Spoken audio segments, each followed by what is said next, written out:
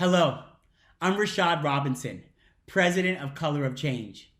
Each week I've been coming to you with updates from the Chauvin trial, and I've got to be honest, this week has been rough. It's been hard enough to watch the Minnesota Police and Peace Officers Association roll out a defense of Chauvin rooted in anti-Black racism, week after week. But then, to add insult to injury, the police murder of Daunte Wright just minutes away from the courthouse highlights just how little police accountability is created through a single trial. As the Black community and Daunte's family grieves, another father, brother, and son is killed by our country's inability to hold police accountable, to actually protect anyone. Daunte's murder hits hard for those of us who have already been grieving the murder of countless other Black people, from George Floyd and Breonna Taylor last year to Trayvon Martin, Oscar Grant, and so many others. Daunte's aunt, Naisha Wright, said it best when she explained, "He was loved. He was ours." Our fight to demand justice for each Black person killed by police is rooted in a love for our communities, our families, and friends. This is the age-old story of being Black in America. We show love to ourselves when society shows us hate.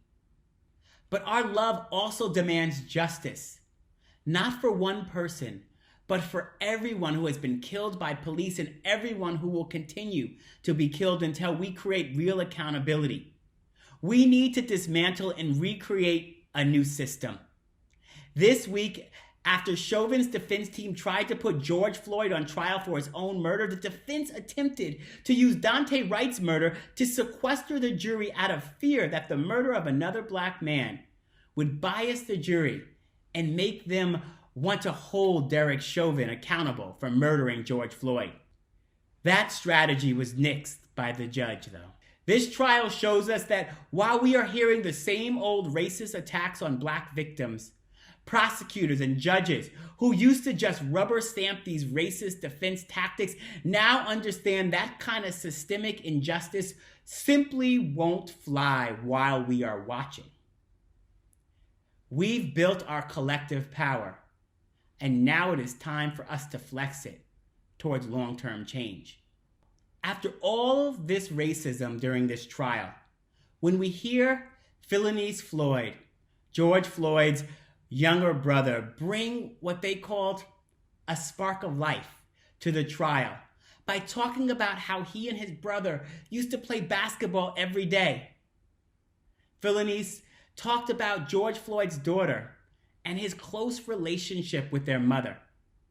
So today I want to follow his lead.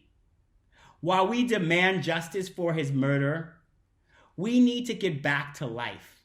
That means getting police out of our schools and fully funding public education so our children are safe and well supported to learn. It means continuing to grow on the successful prosecutor movement we built that now allows communities to vote for police accountability. It means creating better housing and a national $15 minimum wage, so we need to make sure working people of color aren't forced into poverty and homelessness. And it means investing in Black communities and local Black businesses disproportionately impacted by this pandemic.